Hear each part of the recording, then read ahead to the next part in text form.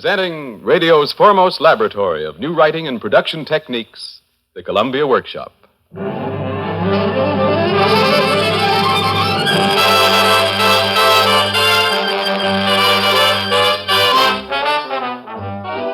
Off and on, I know Feet Samuel's a matter of 8 or 10 years, up and down Broadway and in and out. But I never have much truck with him because Feet Samuel's is generally broke, and there is no percentage hanging around with brokers. Today, the Columbia Workshop introduces the slightly fabulous New York characters created by Damon Runyon, one of America's most successful writers of short stories. These characters speak in an idiom of Broadway, which may be identified as Runyonese. You will encounter several of Mr. Runyon's particular friends, notably Feet Samuels. I always try to rub up against money, for if you rub up against money long enough, some of it'll rub off on you. The girl in Feet's life is Hortense. She's so beautiful that Feet can't stand it. Well, as for me, I've come up the hard way, clear from Newark, which is in New Jersey. Then there's the Brain, who is called the Brain because he is so smart, and the only guy who always has the dough. Me, I got a simple rule. When I loan a guy money, I insist upon getting it back, or some very unusual things will happen to the guy.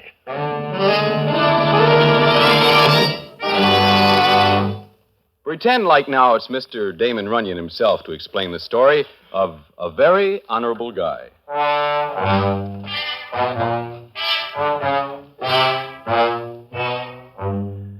Feet Samuels is a big, heavy guy with very funny feet.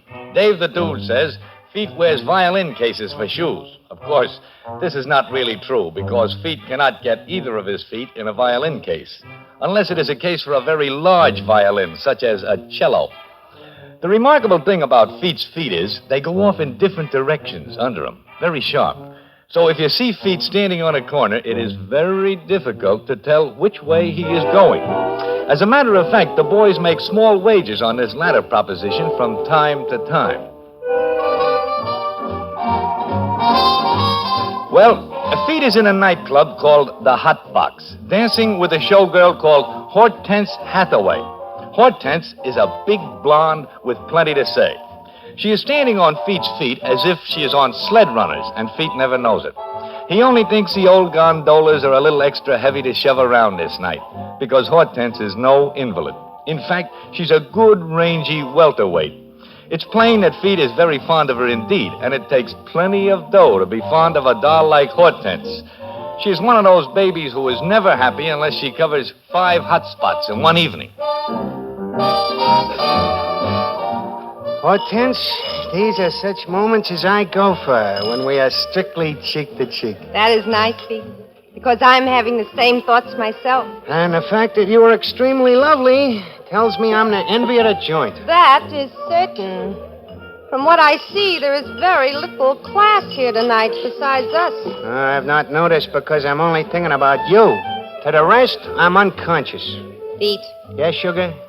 let us go back to the table and call for the check. There's no hurry, Hortense. I wish to go somewhere else. Baby, I prefer to rest here and admire your beauties. And are you admiring my new bracelet? That little piece of chipped ice. Who gave you that bit of crockery? A gentleman. It's more than you ever gave me. I'll provide you with so many bracelets you won't be able to bend your elbow. When, Feet, if you don't mind my asking? Well, you, temporarily right on now. Monsieur Feet, if you please. Some other time, Henri. We do not wish to be cut in on, and anyhow, Hortense has no yen to dance with a help in this joint. Monsieur Feet, I employ you to dance every other 10th dance. The customers are complaining they cannot get on the dance floor. Why not, I'd like to know? Because Monsieur Feet's feet are so large, no? And the dance floor is so small, yes? Well, of all the nerve. Well, I assure you I regret it, madame. Never mind. Come on, Feet, let's get out of this joint. You grieve me greatly. But if you wish to settle the check... Check? Oh, yeah. How do you clock it? Exactly $28. That was, 28, you mentioned? Maybe the gentleman wishes to add it up in great detail? No, but it happens by a sudden thought I conclude that we are not in such a hurry after all. Oh, Just drop a check on the table. If I change my mind, I'll call you. Well, whenever you like. You look funny, Feet. Aren't you feeling well? I suddenly feel a slight chill with hot flashes. And a very large discomfort is coming over me. Well, settle up with Henry and let's scratch. Wait a minute, Horty. Just rest yourself here. What now, sugar? I see Big Ben over there, which reminds me of a small proposition I wish to make him. Feet, we have very little time to dally over a piece of business. But it only takes me 2 minutes, Horty, though it'll seem like 2 years, more or less. Well, hurry up, precious. This place is beginning to get in my hair.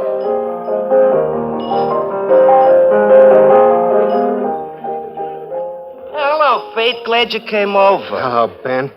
It is indeed fortunate that you were in this joint and I get a gander at you as I'm leaving. Fate, this here is my pal, the Brain. Hiya. I'm happy to meet you. Ben, I would like to make a little... Don't ask. I am very light. In fact, without dough of any description whatsoever. My condition at this time is very critical. This joint puts a bite on me for 28 clams, and I'm holding not more than 4 bob, including a few nickels and dimes. Oh, that's tough, Fate.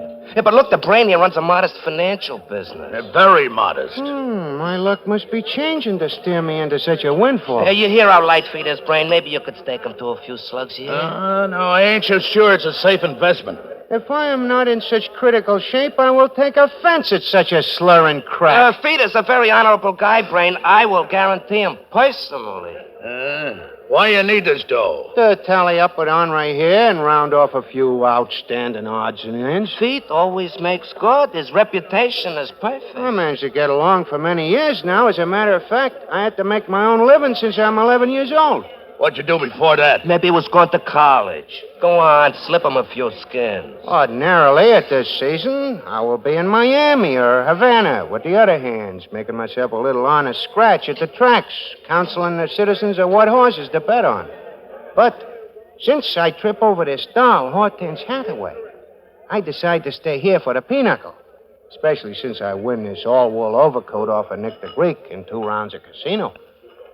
Well, how much you want to pinch me for? Outside the 4 bob I mentioned before, I am clean as a baby's mind. How much? $100 will spring me here and leave me a bob or 2 for my hard-hearted landlady who was beyond listening to reason. Well, now, a C note is a bit high. Will half a C take the heat off? I do not wish to dicker, and I'm grateful at that. It would distress me for Hortense to look on while I square a $28 beef with the owner of this box. You know, sometimes a guy owing $50 naturally has a great desire to take it on the whiz.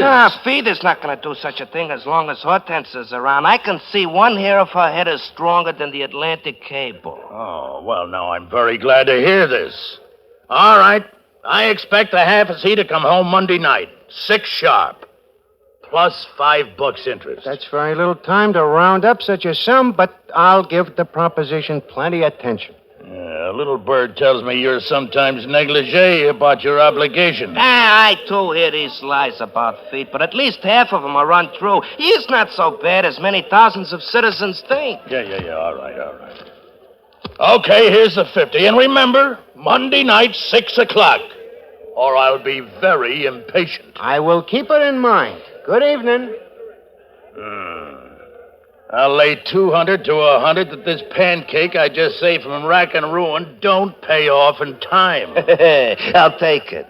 What's so funny? There's one thing about Fate Samuels. He is a very honorable guy. You've practically handed me a couple of C notes.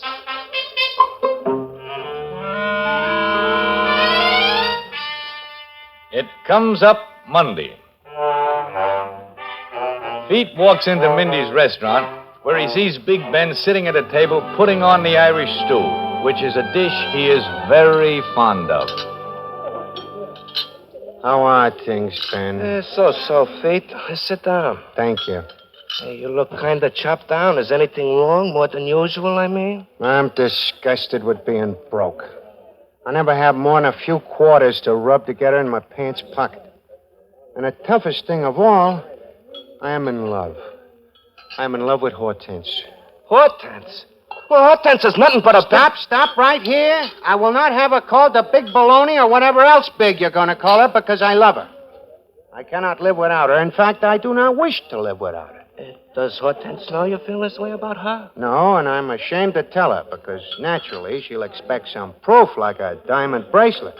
And naturally I cannot give her this. But I think she likes me more than somewhat because she looks at me in a certain way. Hey, maybe she goes for you without the hardware. But there's some other guy who likes her also and who's buying her diamond bracelets left and right, which makes it very tough on me. Oh, who is this guy? I do not know, and I do not think Hortense cares for him so much. But naturally, any doll must give serious consideration to a guy who can buy a diamond bracelet. Naturally. All day yesterday, I'm laying in bed thinking. And I've decided to do a very desperate act. You're not going to go to work. I've even given that consideration. But it does not promise the large, coarse banknotes I need. I run a few loads of Friday Joe Scotch down to Philly to have it labeled. But I learned this is against the law, and I'm liable to end up in a pokey. And besides, I cannot stand fresh air even with the windows closed. I understand Rusty Charlie's looking for a stick man. No, the rolling of dice is very pleasant to my ears, but very bad for my blood pressure. And Rusty Charlie is such a character as to make my arteries harden right out loud. Taxi jockey ain't a bad dodge. I understand there is a good percentage in finding stuff under the seat. That's like looking for pearls and oysters. Yeah, there ought to be some way for a guy to turn an honest bob in this town. I once won a fruit cart from a guy playing high card. This is very pleasant indeed, handling apples, pears, and even cassava melons. But the coppers stole me blind, lifting apples while I slept. Hey, Heine Schmidt is getting along with his wildcat butter plant since price control sets in. Maybe you could hustle a little butter. Anything with Heine is a very temporary proposition, as he's only killing time until Prohibition comes back. Nah, Benny, it's no use. I've made up my mind. To do what? I'm gonna scrag myself. Scrag yourself? Mm-hmm. Scragging yourself is a very serious proposition that needs considering now, as thinking about it afterwards would have little, if any, effect. The world is packing enough weight without me. Yeah, but it's against the law to commit suicide. I consider that. But what the law can do to a guy who knocks himself off, I'm not able to figure out. Oh, Feet. You realize you were putting me in a very embarrassing spot. If you're worrying about guaranteeing me for that 50 I owe to Brain, I already consider it. In fact, that is why I've been toying with a certain proposition which was put to me yesterday. It comes from a high-shot doctor I have met from Park Avenue. How does this happen? It is really remarkable. It seems by accident he wanders in and sits by me here in Minty's. Yeah? At first, I do not care to associate with him freely, as he's a fierce-looking old guy with his face covered with whiskers that stick out every which way and whose eyes peek out of those whiskers, very wild indeed. Yeah, there's something surprising the customers you find in this place. Yeah, but he's friendly. In fact, he even knows my name, which I cannot figure unless there is gossip of my personality which has reached the Park Avenue. Though this I do not ask him to explain. And soon we are talking of this and that. Yes. And if you don't mind, tell me more of your problems. I am strangely interested. Well, Doc, it seems I'm in a very hot spot one way and another. I'm always owing and always paying off. I see. So it has come to the point where I conclude I must scrag myself. I'll leave this wicked old wild. Feet, if you have honestly made up your mind to do this, I've got an idea which will round off everything fine. Then, Doc, let us not dilly-dally. Well, doctors now and then wish a body to practice on, and good bodies are not always easy to get. Perhaps you could work out an arrangement for payment before delivery. Doc, this is very unusual to me. How much do you think I'm worth? Well, I'm not sure offhand, but if you're interested, come in and see me. Yes, drop in any time. Yes, Feet, I can see this proposition has considerable merit indeed. Then I can square up with everybody and have a few bob to the good. I don't mind telling you the deal has certain fascinations. Instead of scragging myself at a loss, I end up with a net profit. Suppose the doc wishes credit preferences that you'll show up on the slab before he puts his dough out. I thought of that already. Didn't you guarantee me to the Brain? Then I am also to guarantee you to the Croaker? It will be thoughtful and kind, Ben. I I cannot see how I can do otherwise. I appreciate your friendly gesture. Yes, Ben? Maybe someday I'll do the same for you.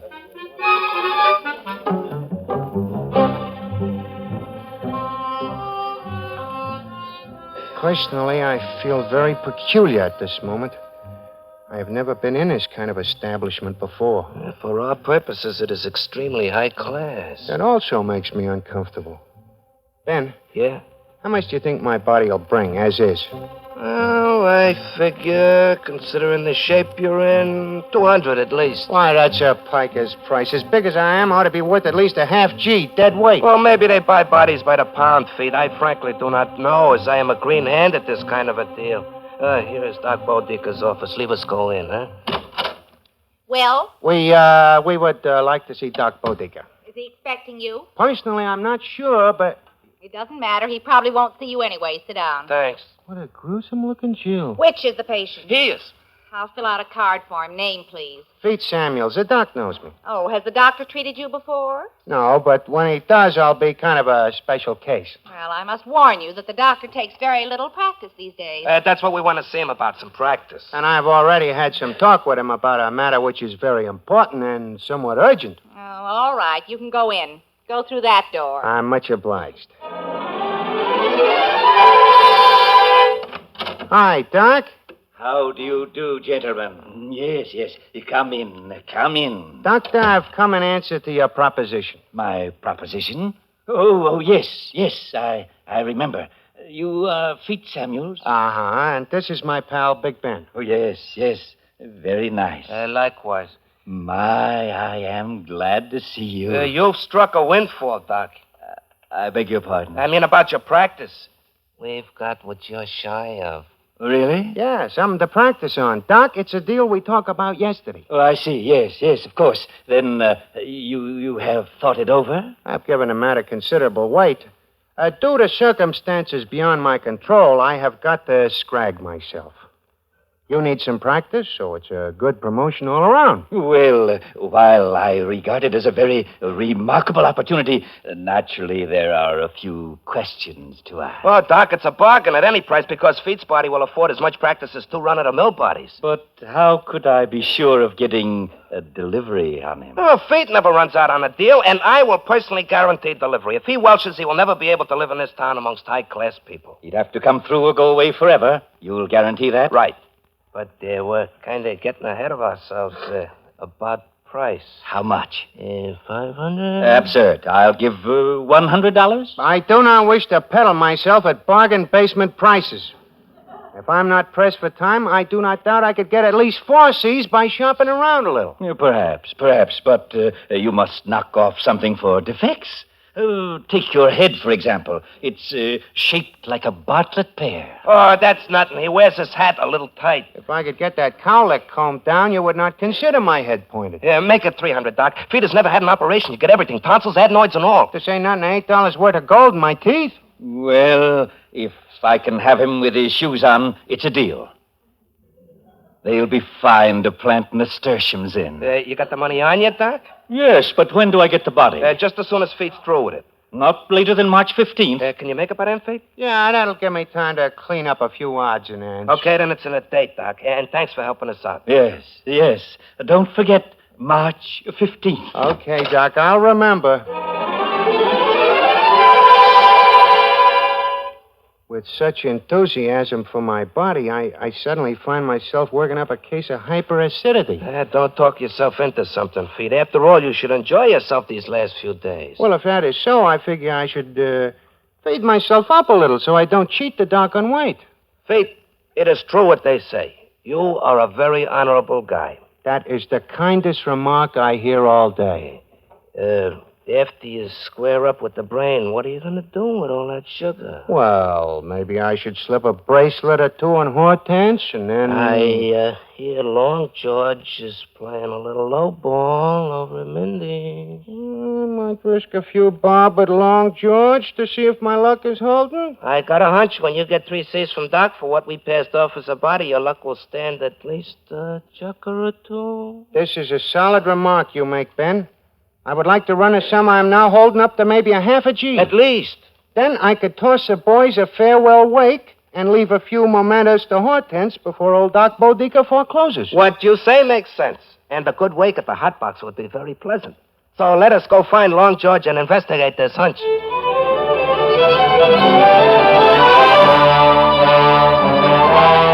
Well, you never know your luck.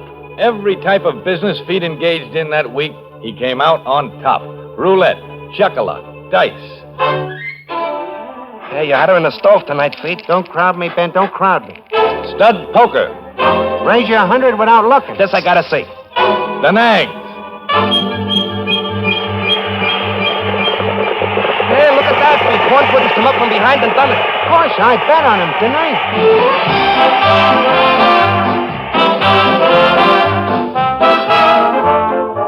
Feet couldn't lose. A couple of nights later, he is down at Eddie the Pig's joint, playing head-and-head with Nathan Detroit and some other high shots, when he suddenly discovers he ain't got pockets enough to hold his dough. This keeps up until the night of his farewell wake. As he sits with Hortense in the hot box, Feet is ahead a cool $18,000. The nicest brawl I've been at since Lightfinger Louie was elected councilman. It was very nice of Henri to run in that corned beef, all the way from Saratoga, too. And these bracelets. There's more here than I ever got from anybody. Now you know why I measured your arm lengthwise. Yeah. To get them all the way up to my elbow was a very unusual idea. There's another piece I ordered from Harry the Slant that ought to be ready in a day or two. It's coming from Buffalo. All the way from Buffalo? Yeah, it's practically imported. Harry expected to pick it up in Albany, but it seems the party Harry is getting it off of does not sleep very sound and... You are teasing me. Tell me, what is it? It's a beautiful ring. Big as a nut, with a ruby the size of a postman's bunion. Oh, Feet, you say the most beautiful things. It's the inspiration you throw off, sugar. Tonight I'm inclined to speak of love and one thing and another. This is your night, Dumpling. Whatever you have to say, I will listen. Maybe a light workout would help the mood I'm feeling. Do you wish to dance? No, Sugar Pie. The dance floor is so crowded that if I should faint, it would be at least an hour before I could fall. Yeah, you might be right at that.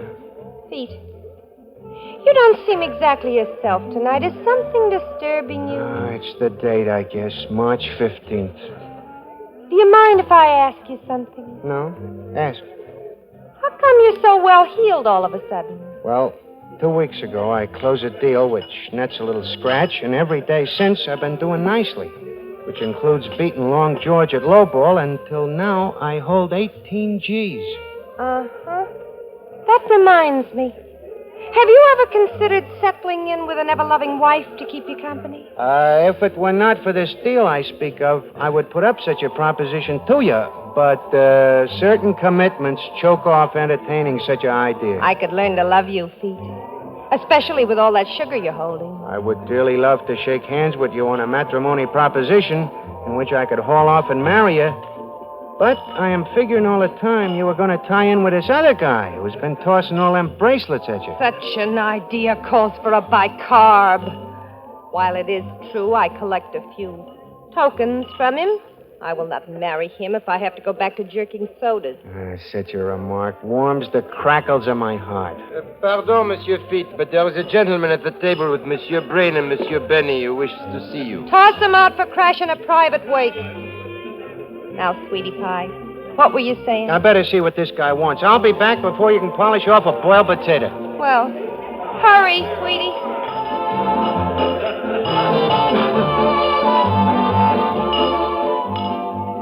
Oh, there you are, you swindler. Doc Bodica, take it easy.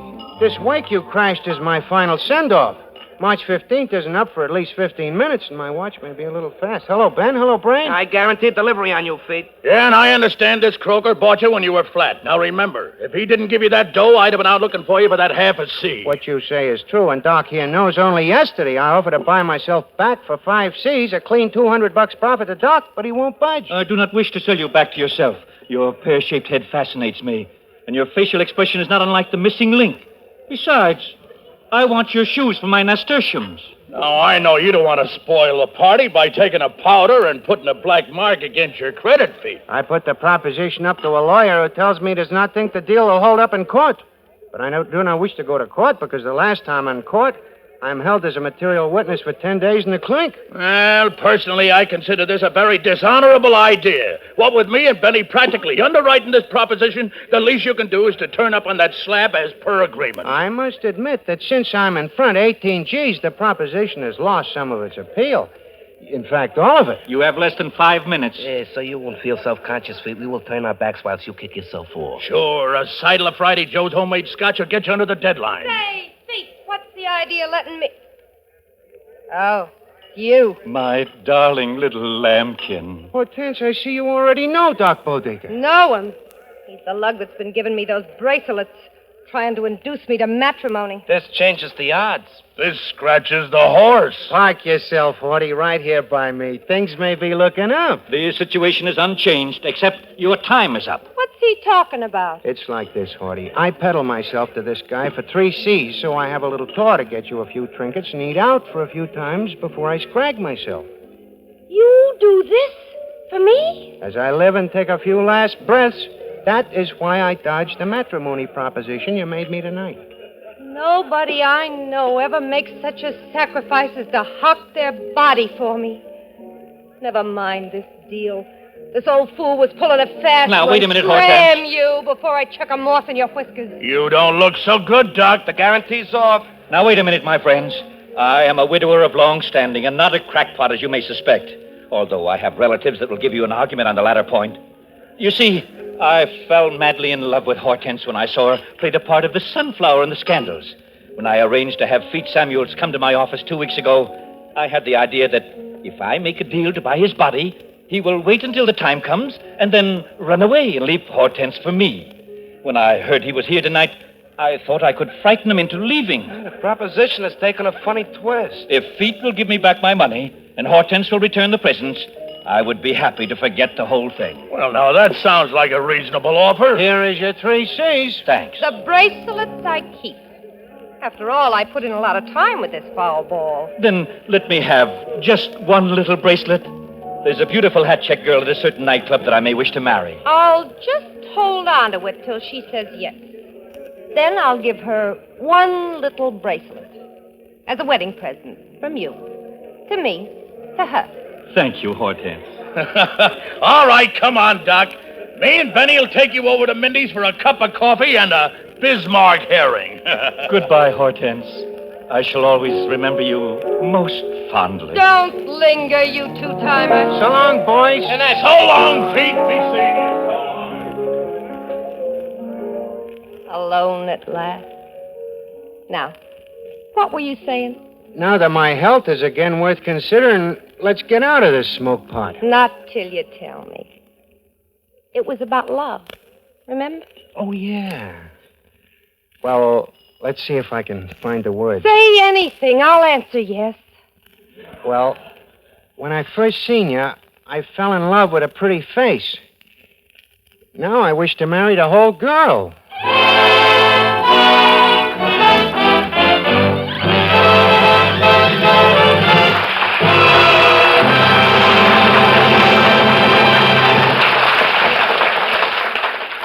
And that, ladies and gentlemen, is Damon Runyon's A Very Honorable Guy, as adapted for radio by John Morrow.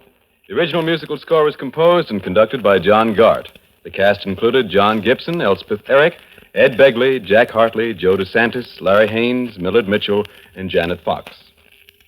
Jack Mosman produced and directed today's program for the Columbia Workshop. Next week, the Columbia Workshop will present an original cantata entitled The Last Speech, with a score by Lou Cooper and a libretto arranged by Carl Calmer with excerpts from Stephen Vincent Benet. Albert Ward will direct for the workshop. Our announcer is Sandy Beckner. Do you have a little sum of money that you'd like to invest? A nest egg that you'd like to see grow bigger?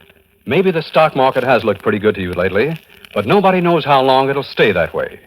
There are any number of investments, any number of propositions waiting for your hard-earned cash. But none of them is as safe as United States savings bonds, the same bonds you formerly bought as war bonds. This is CBS, the Columbia Broadcasting System.